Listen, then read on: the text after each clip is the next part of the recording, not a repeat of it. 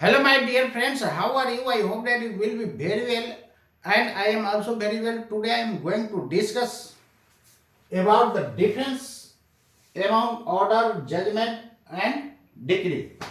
तो इसके बीच डिफरेंस क्या होगा, यही आज मैं डिस्कस करने जा रहा हूं दोस्तों। वन बाय वन मैं डिस्कस करने जा रहा हूं।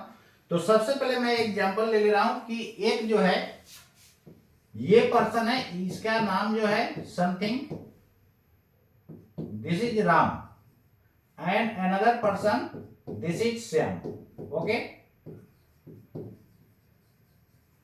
मान लो कि ये दोनों के बीच एक घर का विवाद है। राम के पास मान लो कि घर का पेपर है और ये जो है उसको कब्जा किया हुआ है। श्याम क्या किया हुआ है? कब्जा किया हुआ है। तो राम के पास पेपर है और श्याम क्या किया हुआ है? कब्जा किया हुआ है। तो राम क्या करेगा? टाइटल सूट फाइल करेगा?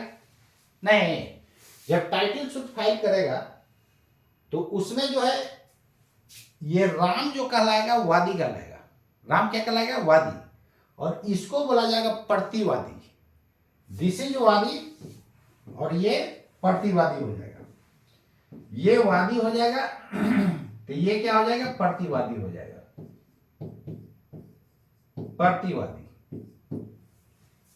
कहने का मतलब कि ये जब टाइटल सूट फाइल करेगा तो ये वादी हो जाएगा, ये क्या हो जाएगा? प्रतिवादी हो जाएगा।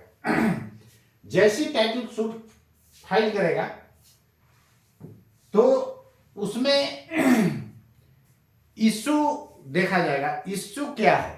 जैसे इश्यू तो यही है ना कि उस घर का मालिक ये होगा कि ये होगा। इश्यू क्रिएट तो यही होगा। तो सबसे पहले कोर्ट जो है इश्यू क्रिएट करता है कि दोनों के बीच इश्यू क्या है, यानी झगड़ा जो है वो उसका इश्यू क्या है।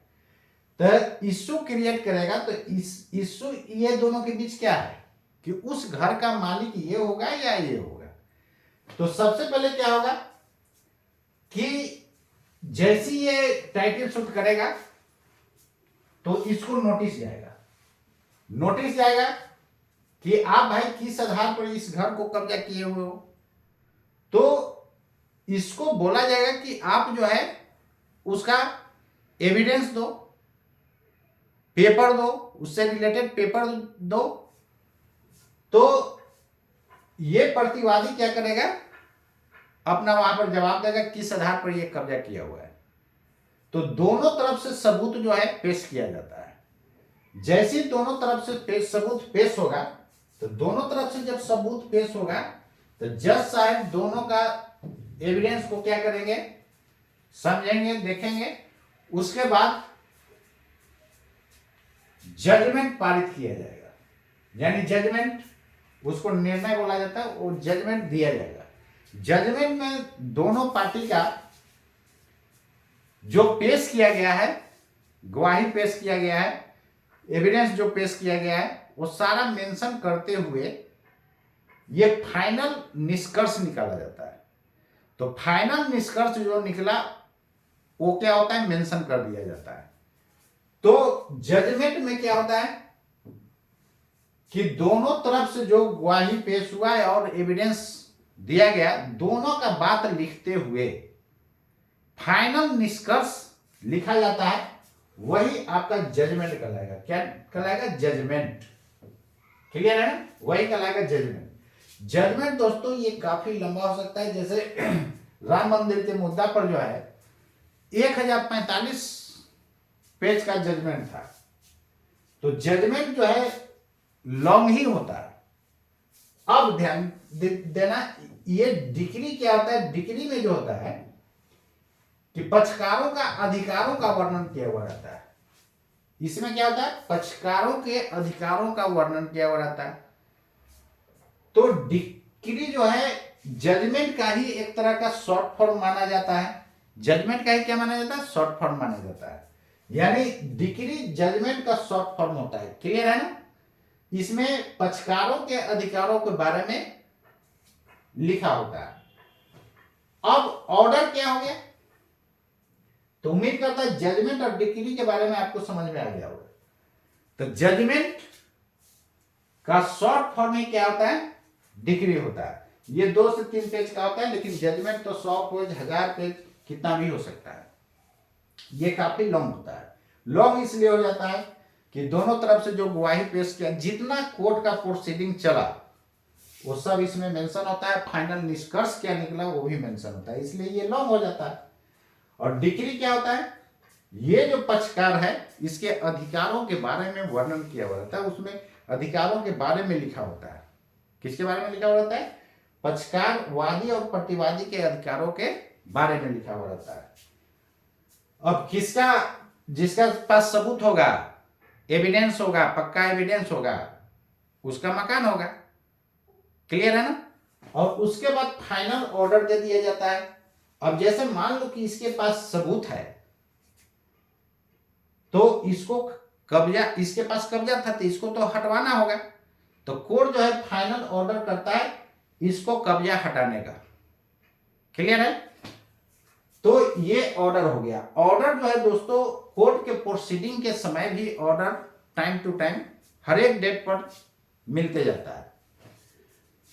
ऑर्डर में ये भी दिया जाता है हर एक डेट पर, कभी इसके तरफ से रहेगा, कभी इसके तरफ से रहेगा, कभी इसके तरफ से रहेगा कि आप एविडेंस प्रोड्यूस करो, इसके तरफ से भी रह सकता है कि आप एविडेंस प्रोड्यूस करो।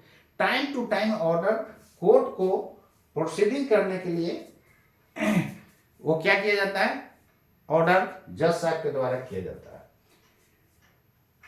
तो ऑर्डर के बारे में आपको पता हो गया कि ये कोर्ट प्रोसीडिंग में भी ऑर्डर किया जाता है और फाइनल भी आदेश पारित किया जाता है कि इसका कब्जा है तो उसको हटाने का आदेश पारित किया जाता है, तो भी ऑर्डर है। तो जजमेंट, डिक्री और ऑर्डर में आपको समझ में आ गया होगा कि जजमेंट का ही शॉर्ट फॉर्म दोस्तों क्या होता है, डिक्री होता है। और ऑर्डर हर एक डेट पर कुछ ना कुछ ऑर्डर दिया जाता है, हर एक डेट पर ऑर्डर दिया जाता है। दोनों तरफ से ऑर्डर हो सकता है, इसके साइड से भी हो सकता है, इसके साइड से भी हो सकता है। तो जज साहब इसको भी बोल सकते हैं कि आप ये लाओ डॉक्यूमेंट, इसको भी बोल सकते हैं ये लाओ डॉक्यूमेंट। तो वो क्या हो गया, ऑर्डर हो गया। लेकिन जजमेंट क्या हो गया कि जितना कोर्ट प्रोसीडिंग में जितना बातें हुई, जितना इसके तरफ से ऑर्डर होगा, इसके तरफ से ऑर्डर होगा, यानी ये भी अपना एविडेंस प्रोड्यूस किया, ये भी अपना एविडेंस प्रोड्यूस किया, वो टोटल चीज लिखा जाता है। और फाइनल निष्कर्ष भी लिखा जाता है। चलो एक और एग्जांपल से आपको मैं समझाता हूं। जैसे मान लो कि आप एग्जाम दे रहे हो, तो वहां पर इन्विजिलेटर जो है आपको ये देखेंगे कि आप जो है चीटिंग कर रहे हो कि क्या कर रहे हो। कोई चीटिंग कर रहा है, चीटिंग कोई नहीं करेगा। क्लास में ही बोल दिए, एग्जामिनेशन हॉल में ही बोल दिए, कोई चीटिंग नहीं करेगा। यदि चीटिंग करते पकड़ाता है, उसका एग्जाम कैंसिल करके उसको गेट से बाहर कर दिया जाएगा और उसको अरेस्ट करा दिया जाएगा। तो यदि इस तरह एग्जाम हॉल में इन्विजिलेटर बोलते हैं तो ये क्या हुआ, ऑर्डर हुआ। और जो आप कॉपी में शॉर्ट आंसर, लॉन्ग आंसर जो आप लिखते हो वो क्या हो गया, जजमेंट हो गया। और जैसी कॉपी चेक होने के बाद आपका मार्क्स शीट आता है कि मैथ में इतना मार्क्स है, फिजिक्स में इतना मार्क्स है, केमिस्ट्री में इतना मार्क्स है, वो क्या हो गया, डिग्री हो गया। क्लियर है। तो ऑर्डर, डिग्री और जजमेंट के बारे में आपको समझ में आ गया। तो आप खुद समझो, पूरा कॉपी में आप लिख रहे हो short answer, long answer total, तो कॉपी में लिखोगे तो ज्यादा हो जाएगा कि नहीं। इसलिए जजमेंट लॉन्ग फॉर्म ही होता है, टोटल बात उसमें लिखा जाता है। लेकिन डिग्री क्या होता है, इसी का शॉर्ट फॉर्म होता है। तो उम्मीद करते हैं दोस्तों आपको समझ में आ गया। ऑर्डर कोर्ट को प्रोसीडिंग करने के लिए, मतलब कोर्ट का कार्यवाही आगे बढ़ाने के लिए टाइम टू टाइम हर एक डेट पर ऑर्डर किया जाता है। तो ऑर्डर, जजमेंट, डिग्री में आपको समझ में आ गया, समझ में आ गया होगा। क्लियर है ना। तो उम्मीद करता हूं इसके बीच क्या अंतर है दोस्तों आपको भेजा में चला गया होगा। तो आज के लिए इतना ही दोस्तों, मिलता हूं नेक्स्ट क्लास, तब तक के लिए जय हिंद, नमस्कार।